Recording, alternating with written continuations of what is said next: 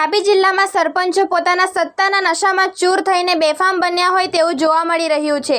એક બાદ એક સરપંચ દ્વારા આચરવામાં આવેલ ભ્રષ્ટાચાર સામે આવી રહ્યા છે, તેમજ કેટલાક સરપંચ દ્વારા પ્રજાના નાણાંથી પોતાનો આર્થિક સ્વાર્થ સંતોષવામાં આવી રહ્યો છે, તેમજ કેટલાક સરપંચ દ્વારા હોદ્દાની રૂએ નીતિ નિયમોને નેવે મૂકી દેવામાં આવી રહ્યા છે। ત્યારે વાત કરીએ તાપી જિલ્લાના સોનગઢ તાલુકાના આંબા ગામના સરપંચની।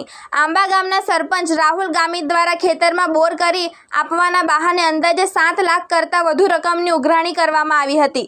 જો કે 8 માસ વીતી ગયા હોવા છતાં પણ લાભાર્થીઓને બોર મળ્યો ન હતો, જેને લઈને ખેડૂતો દ્વારા વિરોધ નોંધાવવામાં આવ્યો હતો। ત્યારે સરપંચ દ્વારા નાણાં પરત કરવાની બાંહેધરી આપવામાં આવી હતી, પરંતુ હજુ સુધી નાણાં પરત કરવામાં આવેલ નથી, જેને લઈને ખેડૂતોએ સોનગઢ પોલીસ મથકે સરપંચ રાહુલ ગામિત વિરુદ્ધ ફરિયાદ નોંધાવી ન્યાયની માંગણી કરી હતી। તેમજ ખેડૂતોએ પોતાની વ્યથા વ્યક્ત કરતા શું કહ્યું તે જુઓ।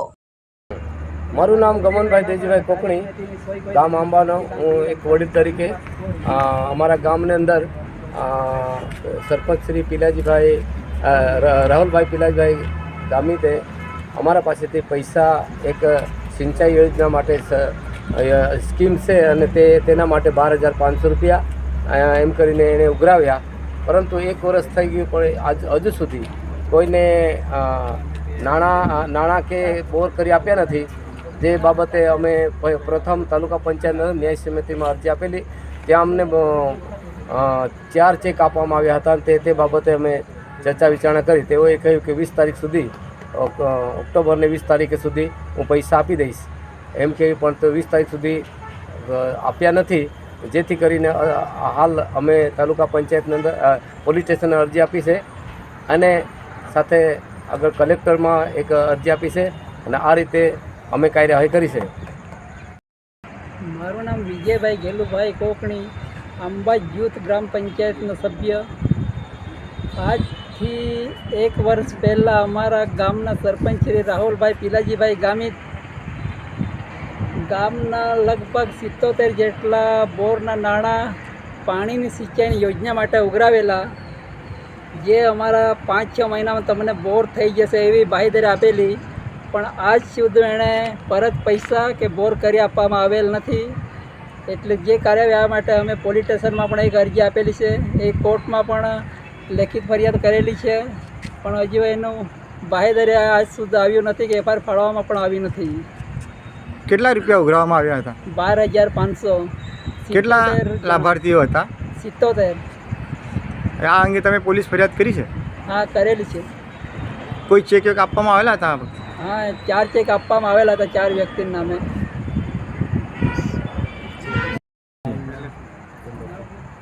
મારું નામ કુસુમબેન અર્જુનભાઈ કોકણી છે। હું આંબા ગામ પંચાયતની સભ્ય છું।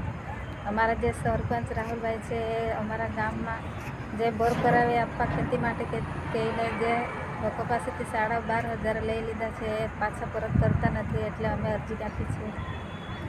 તમે ક્યાં ફરિયાદ કરી છે? પોલીસ સ્ટેશને। કયા પૈસા લીધા હતા એમણે? એ બોર કરી આપવા એમ આવાસ માટે લીધા છે। એક લાભાર્થી પાસેથી 10,000 ને લીધા છે, પાછા આપતો નથી આવાસ। સરપંચ સાથે વાત થઈ તમારી? હા, પણ આવે નહીં, વાયદા જ કર્યા કરે, તારીખ પર તારીખ આપ્યા કરે। તો પોલીસ ફરિયાદ કરી તમે? હા।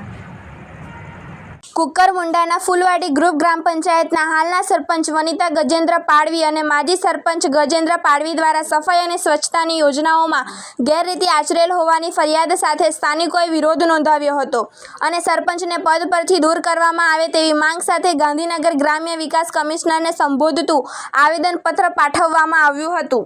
તેમજ ઉચ્છલ ગ્રામ પંચાયતના મહિલા સરપંચ સામે પણ અવિશ્વાસનો પ્રસ્તાવ રજૂ કરવામાં આવતા ચકચાર મચી જવા પામી છે। ઉચ્છલ ગ્રામ પંચાયતના મહિલા સરપંચ રીટાબેન ઢોડિયાના પતિ અને પુત્ર દ્વારા જ સમગ્ર વહીવટ કરવામાં આવી રહ્યો છે, જેને લઈને સ્થાનિકોમાં રોષ જોવા મળી રહ્યો છે। તેમજ મહિલા સરપંચના પતિ અને પુત્ર દ્વારા મનસ્વી રીતે વહીવટ કરવામાં આવતો હોવાની લોકચર્ચાએ પણ વેગ પકડ્યો છે। સરપંચના ઘરે તલાટી કમ મંત્રીને બોલાવીને ઠરાવ કરવામાં આવતો હોય છે અને ગ્રામસભાના એજન્ડા પણ પોતાના માનીતા સભ્યોને આપવામાં આવતા હોય તેવા આક્ષેપો ગ્રામજનો દ્વારા કરવામાં આવી રહ્યા છે. સમગ્ર મામલાને લઈને ઉપસરપંચ સહિત 7 જેટલા ગ્રામ પંચાયતના સભ્યોએ મહિલા સરપંચ વિરુદ્ધ અવિશ્વાસનો પ્રસ્તાવ તલાટી કમ મંત્રી સમક્ષ રજૂ કર્યો છે. ત્યારે આગળ આ અંગે શું કાર્યવાહી કરવામાં આવશે તે તો જોવું જ રહ્યું.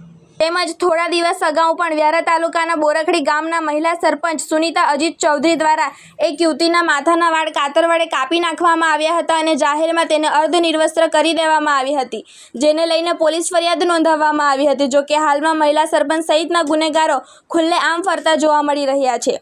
આ પ્રકારે તાપી જિલ્લાના સરપંચો દ્વારા ભ્રષ્ટાચાર આચરવામાં આવી રહ્યો છે અને પોતાની સત્તાનો દુરુપયોગ કરવામાં આવી રહ્યો છે. તેમ છતાં વહીવટી તંત્ર દ્વારા યોગ્ય કાર્યવાહી કરવામાં નથી આવી રહી. જો કે તાપી જિલ્લામાં બેફામ બનેલા સરપંચો સામે લગામ કસવામાં આવે તે જરૂરી બની ગયું છે.